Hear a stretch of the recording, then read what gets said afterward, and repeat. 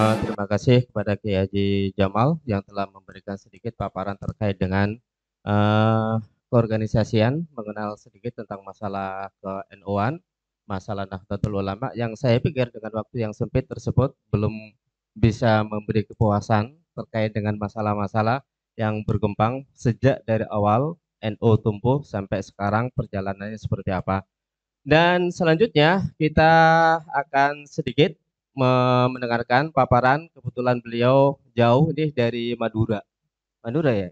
Ya, dari Madura ke Cempaka Putih. Kalau saya pikir hanya sebatas ngopi aja kan nggak enak gitu kan. Mumpung lagi ada di sini, beliau adalah Dr. Fauzan Amin. Beliau aktif di organisasi cukup panjang dan termasuk sekarang ada di Komisi Dakwah yang ada di MUI Pusat, kemudian ada di Ansor juga dan mengembangkan beberapa keorganisasian dan termasuk tim manajemen dari salah satu saya sebutkan aja ya, iNews TV di bidang dakwahnya. Jadi kalau Ustadz Walijoh mau masuk di iNews TV bisa menghubungi beliau sebagai tim manajemennya. Gratis ya. Dan untuk beliau waktu dan tempat kami persilahkan. Assalamualaikum warahmatullahi wabarakatuh. Bismillah, alhamdulillah, Allahumma salli wa sallim ala sayyidina wa maulana Muhammad. Yang saya hormati pengurus cabang Nahdlatul Ulama Jakarta Pusat, yang saya hormati pengurus MUWC se datang ya, Cempaka Putih ya. Ketuanya kebetulan beliau ini mentor saya. Kalau saya tanya soal agama, tanya sama beliau. Yang saya hormati seluruh pengurus ranting Nahdlatul Ulama se-Cempaka Putih. Ayah saya di Madura itu mendeklarasikan diri bahwa saya akan menjadi pengurus ranting sampai kiamat. Diajak ke MWC nggak mau, apalagi ke PC. Katanya yang paling capek ngurus NU ya pengurus ranting. Kalau di PBNU kan ada anggarannya itu. Kalau pengurus ranting bandingan. Nah itu. Bapak saya, nah waktu itu saya masuk ke Jakarta ya kan, belajar dakwah. Saya pernah tampil di beberapa eh, televisi walaupun nggak viral. Nah, suatu saat saya dapat amanah dari PBNU, dari LD PBNU untuk ngisi di Indo Channel. Saya ceramah di Indo Channel setengah jam lamanya. Bapak saya telepon rumah.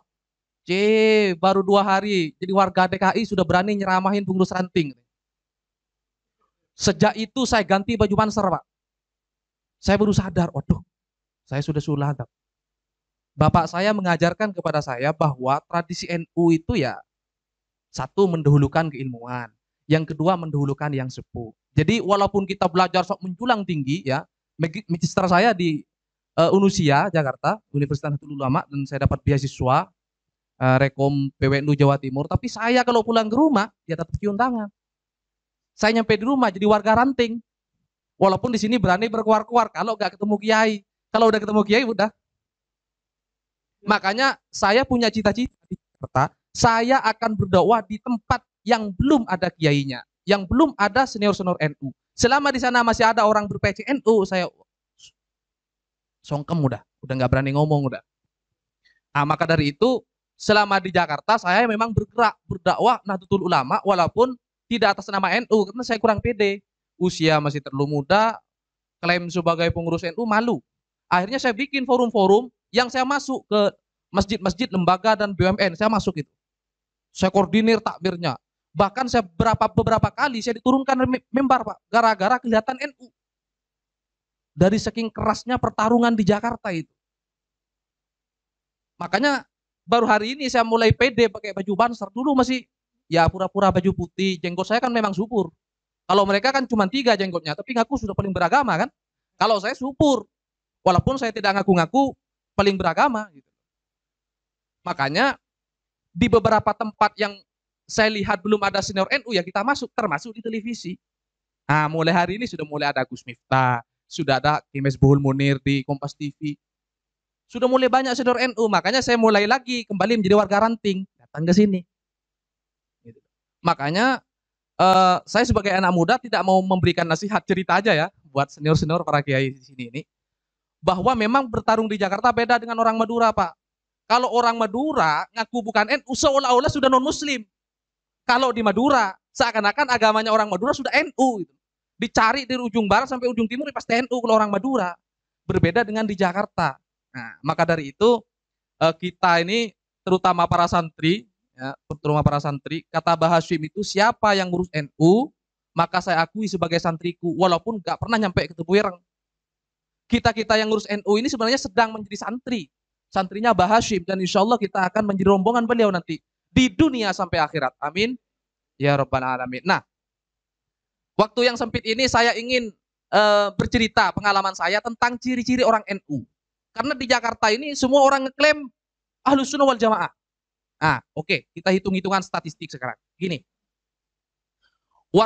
warga atau orang Islam sedunia berapa jumlahnya? Sekitar 1,2 miliar, Pak. Dari total populasi 7 miliar. Berarti umat Islam di dunia masih minoritas. Tapi jumlahnya sangat banyak, 1,2 miliar. 80% dari 1,2 miliar ini adalah Ahlus Sunnah wal Jamaah. Sisanya ada Syiah, ini, itu. Artinya apa? Ahlus Sunnah wal Jamaah masih menjadi mayoritas. Apa ciri-cirinya Ahlus Sunnah wal Jamaah? Satu, madhabnya 4. Imam Syafi'i ya kita lah, Hambali, Maliki, Hanafi. Kalau nyampe di Mekah, ada orang sholat gak baca basmalah misalnya, bukan dia setengah kafir, bukan. Tapi dia sedang mengikuti madhab yang lain. Nah, kebetulan madhabnya sedikit berbeda dengan kita. Kira-kira begitulah. Tauhidnya Imam Asy'ari itu Ridi. Jadi kalau tiba-tiba ada orang tidak percaya akidah aqaid yang 50 itu, wujud, qidam, baqo. Nah, maka dari itu pastikan, Pak, musola di samping rumah, kalau sore hari bacain itu. Wujud, qidam, baqo. Itu NU itu, walaupun nggak pakai KTP NU. Ternyata sampai, wah nggak tahu, ini buktinya. Jadi mengidentifikasi NU atau tidak dari amalan. Karena tidak mungkin semua warga NU dikasih seragam NU, mahal biayanya, Pak. Nah, apalagi beliau belum jadi anggota dewan. Kalau beliau sudah anggota dewan nanti aman. Jadi teman-teman Banser ya, teman-teman Ansor semuanya ya, mencirikan NU itu jangan hanya menggunakan simbol, tapi amaliyah kesehariannya. Maka dari itu musola-musola yang belum membaca wujud qidam baqo itu, nanti semakin NU-nya semakin kuat, lambat-lambat dirubah. Ya lalwaton ya. Kalau belum, kalau masih kontroversi jangan dulu. Yang penting sudah mau dulu wujud qidam baqo. Oke. Ciri-ciri orang NU yang pertama, tidak kagetan. Nah, kalau mudah kaget biasanya bukan orang NU itu. Tiba-tiba takbir, waduh. Ciri-ciri orang NU santai, Pak, santai. Dan ini yang menjadi ciri Rasulullah Shallallahu Alaihi Wasallam. Ketika Rasulullah ngajar, sahabatnya kan serius banget ngajar. Begini. Tiba-tiba ada orang lewat aja. Kata sahabat-sahabat yang serius banget belajar ini, waduh, dia sulatep dia. Rasulullah ngajar malah keluyuran. Apa kata Nabi? Jangan mudah suudon. Jangan-jangan dia sedang ngurus orang tuanya. Keluarlah statement Nabi, afdalul jihad birrul walidain. Paling baiknya jihad birrul walidain. Berbakti kepada orang tuanya. Artinya apa? Opsi masuk surga itu banyak, Pak. Bukan hanya yang di jalan panjang, bukan hanya yang pecinya putih, nongkrong pinggir jalan, yang penting dia tidak bermaksiat, ya kan? Nongkrong aja rokokan, itu ibadah. Mendefinisikan NU itu bukan hanya yang pikiran lu aja yang bisa, gua juga bisa kok. Gitu loh. Jadi ciri NU itu ya, kata Gus Duri itu ketika ditanya, Gus, kalau jumlah madrasah Muhammadiyah itu terhitung, Gus, 1000 berapa? Kata Gus Dur apa? Ya sisanya. Jadi kalau orang tanya nanti, katanya NU besar, mana buktinya? Ya hitung dulu jumlah jamaahnya mau berapa. Hitung aja berapa masjidnya Salafi di Jakarta, berapa, hitung dulu. Ya sisanya itu NU. Nah, pokoknya selain Salafi NU dah. Itu aja dah. Tinggal nanti langsung masukin, langsung ngomongin, Pak, ternyata sampean NU. Apa buktinya? Lah itu. Kok baca wujud qidam baqo? Kok baca kunut dan sebagainya? Kok mau tahlilan? Kok mau tahu assalamualaikum salaman? Gitu loh. Jadi ciri NU itu sangat banyak. Yang pertama tidak kagetan. Yang kedua, orang NU itu selalu seimbang. Tawazun bahasa. Saya pakai bahasa yang rendah-rendah aja lah biar nggak kelihatan kiai. Ciri orang NU itu seimbang, Pak. Apapun kondisinya. Contoh misalnya media sosial. Biasanya kalau mereka itu yang benar hanya di grup dia. Nah, orang itu enggak. Semua grup dimasukin. Semua berita dibaca. Akhirnya tidak kagetan. oh ternyata begini, ternyata begini, ternyata begitu. Gitu ya. Jadi kalau tiba-tiba ada kawan kita pakai simbol NU, simbolnya NU, tapi tiba-tiba kagetan, plok aja, lu NU enggak? Jangan-jangan cuma modal beli 250 beli seragam Banser. Tiba-tiba ngaku paling NU. NU itu dicirikan menggunakan amalia kesehari-hari. Ya, kalau struktur baru pakai logo ini baru struktur. Kalau Nahdien mah bebas kayak saya ini Nahdien kan, bukan struktur kan, makanya bebas. Banser tapi nggak ada logonya. Nah, kalau datang ke pengurusan ting digantiin logo NU. Tapi kalau datang ke teman-teman Banser, kasih aja logo Banser di sini kan. Ya kan? Tapi kalau nongkrong di pinggir jalan ya udah lepas, nggak ada logo. Gitu. Jadi ya. Jadi apa ya?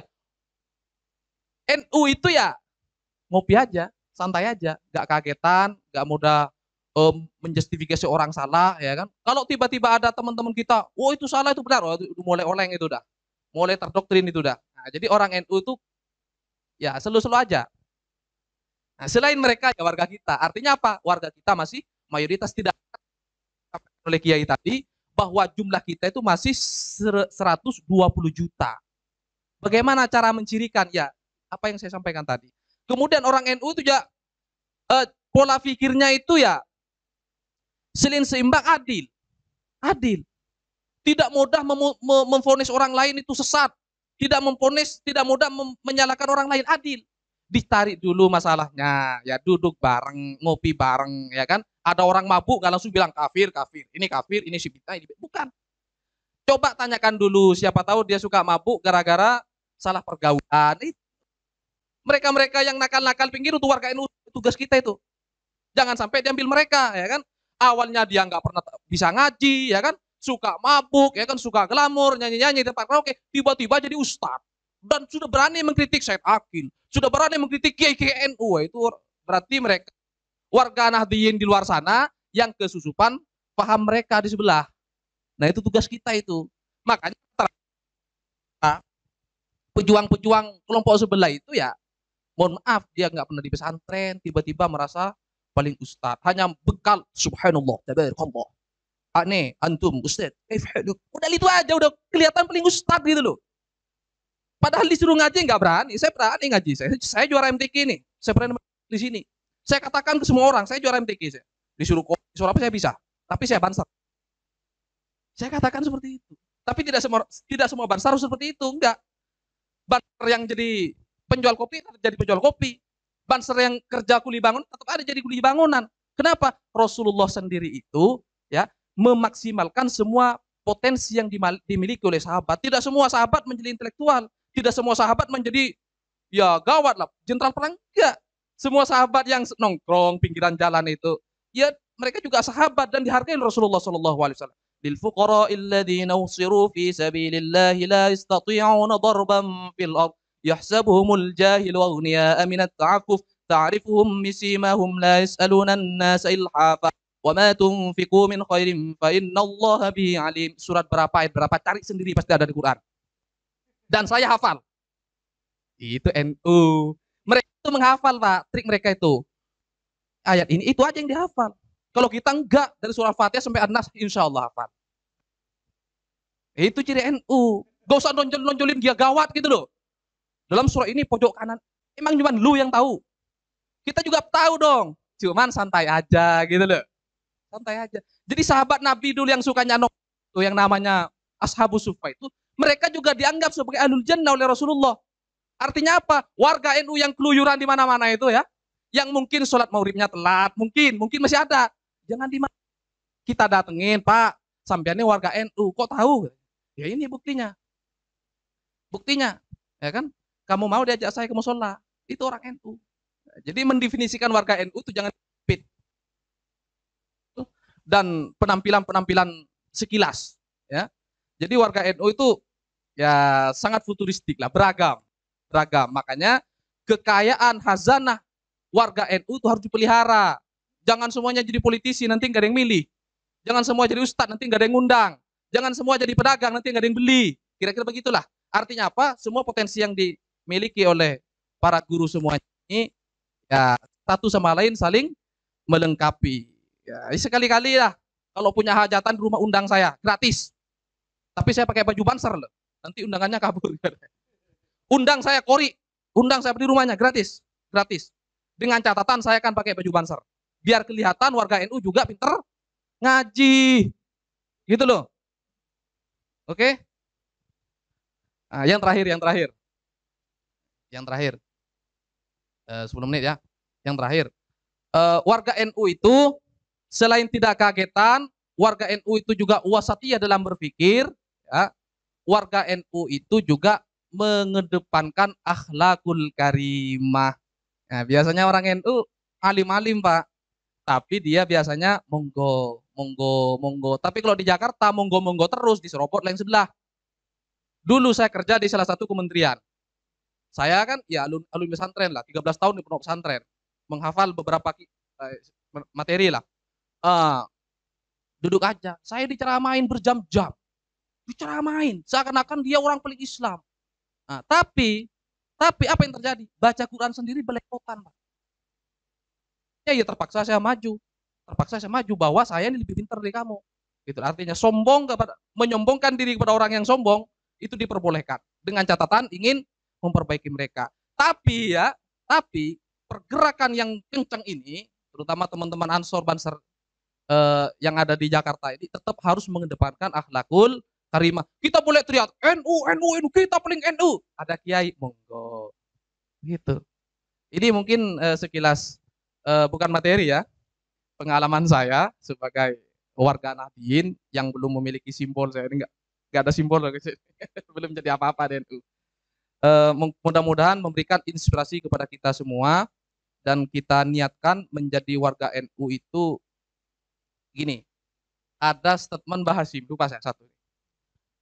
Kita ini masuk NU ingin jadi orang baik. Biar nanti nggak kecewa. Biasanya jadi pengurus NU kalau udah setahun 2 tahun kecewa biasanya. Rumit misalnya kan. Duit saya habis. Gini, kita ini masuk ke NU pingin jadi orang baik, bukan ingin memperbaiki NU. Kan banyak ekspektasinya tinggi nih. Aku pingin jadi ketua NU. Tujuannya apa? Ingin memperbaiki NU. Waleh. Enggak. Pasti kecewa nanti kalau begitu. Kita ini masuk NU ingin menjadi orang baik, bukan ingin memperbaiki. Kenapa? NU insya Allah seiring perjalanan waktu akan semakin baik. Allah itu yang menunjukkan. Kata Gus Baha dulu di PBNU itu, yang ngurus NU ini Tuhan, yang ngurus NU ini Allah. Tiba-tiba muncul. Ini kan yang menyadarkan beliau-beliau ini siapa kalau bukan Allah? Bukan mata-mata hanya MWC yang semua, bukan. Allah yang menjadarkan kita semua hingga datang ke sini kumpul guyup. Kan apa ya? Secara qadarullah itu yang memperbaiki NU, yang apa ya? Yang membesarkan NU ya Allah dengan sendirinya. Nah, kata syair tadi itu, orang yang akan merusak NU dia akan rusak dengan sendirinya. Siapa itu? Ya langit. Kenapa? NU didirikan bukan hasil diskusi, Pak. NU didirikan ini ya hasil ilham, hasil bisikan langit. Sampai logo-logonya itu yang muncul ya bisikan langit. Gak ada yang hasil logika. Jadi di NU itu ciri khasnya NU bukan sekedar mengedepankan logika, tapi juga istikharah, ya, ibadah dan sebagainya. Maka dari itu, memang kalau jadi pengurus NU itu apa ya? Penataan terhadap hati itu nomor satu, agar tidak mudah kecewa. Biasanya itu kalau naturalisasi cepat kecewa. Coba pengurus NU itu kadang-kadang baru 2 hari jadi pengurus NU sudah keluar, sudah kecewa. Oh ternyata nggak sesuai ekspektasi, ya itu berarti naturalisasi. Nah kita ini insya Allah NU beneran ini. Kita masuk ke NU ingin menjadi orang baik, bukan sekedar ingin menata NU itu. Kita pun mati semuanya ini, ada nanti generasi baru yang akan muncul meneruskan perjuangan kiai-kiai NU. Mudah-mudahan kita semua menjadi santrinya muassis NU ala hadiniya wa ala kulliyatin sholih bi syafaat Rasulullah sallallahu alaihi wasallam wa la hadratin Nabi Mustafa Muhammad sallallahu alaihi wasallam wa la jami'il muassisin li jami'atina nahdlatul ulama syulillahi lahumul Fatihah. Demikian, mohon maaf apabila kata-kata saya kurang ini ya, karena saya terbiasa mendoktrin Banser. Mohon maaf ya tiba-tiba disuruh ngisi depan kiai. Mohon maaf. Wallahu muwaffiq ila aqwamit thoriq. Wassalamualaikum warahmatullahi wabarakatuh. Warahmatullahi wabarakatuh. Terima kasih banyak atas penyampaian sedikit motivasi dari beliau dengan gaya khasnya sebagai seorang Madura gitu kan, dan juga orang Banser. Ya Allah sudah paham dan kita akhiri dengan doa kembali dengan sepenuh hati. Saya minta kepada Kiai Abdul Ghani sebagai Wakil Ketua LDNO Kabupaten Bogor. Kepada beliau waktu dan tempat kami persilakan. Fadhol Kiai. Assalamualaikum warahmatullahi wabarakatuh. Bismillahirrahmanirrahim. Alhamdulillahi rabbil alamin. Hamdan syakirin, hamdan na'imin, hamdan yafi ni'amahu wa yukafi masidah. Ya Rabbana lakal hamdu wa lakal syukru ma yanbaghi li jalali wajhika wa 'azimi sultanik. Allahumma salli ala sayyidina Muhammadil Fatih lima ughliq wal khatim lima sabaqa nasiril haqq wal hadi ila siratikal mustaqim wa ala alihi haqqa qadrihi wa miqdarihi al-'azim. Ya Allah ya Rahman Rahim, بورقة الاجتماع في هذا المكان بهذا المسجد يا الله، اجعلنا يا الله من أهل العبادة، من أهل التقى، من أهل الجهاد، من أهل الاستقامة، ومن أهل لا إله إلا الله. النظام الصلوات على النبي صلى الله عليه وسلم. اللهم صل قلوبنا يا الله من صفات الكبرياء والرياء والعجب والسمع والغيبة، من واجعل قلوبنا يا الله قلوبا مطمئنة خاشعة. يا الله يا رحمن يا الله يا رحيم. بسم الله ما شاء الله لا يصنع خير إلا الله. بسم الله ما شاء الله لا يسمع إلا الله. بسم الله ما شاء الله ما كان من أحد من الله. بسم الله ما شاء الله لا حول ولا قوة إلا بالله العلي العظيم. يا ذا الجلال والإكرام يا ذا الجلال والإكرام. ربنا آتنا في الدنيا حسنة وفي الآخرة حسنة وقنا عذاب النار. وصلى الله على سيدنا محمد والحمد لله رب العالمين. ربنا تقبل معنا بأصنع الفاتحة. أعوذ بالله من الشيطان الرجيم. يا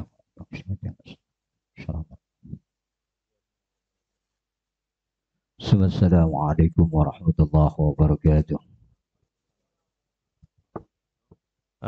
Terima kasih banyak saya sampaikan kepada Kiai Abdul Ghani dan alhamdulillah rangkaian kegiatan kita mulai dari awal sampai akhir sudah selesai dan sekali lagi saya mohon maaf sekiranya ada kekurangan dan saya akhiri wallahul muwaffiq ila aqwamit thoriq. Wassalamualaikum warahmatullahi wabarakatuh.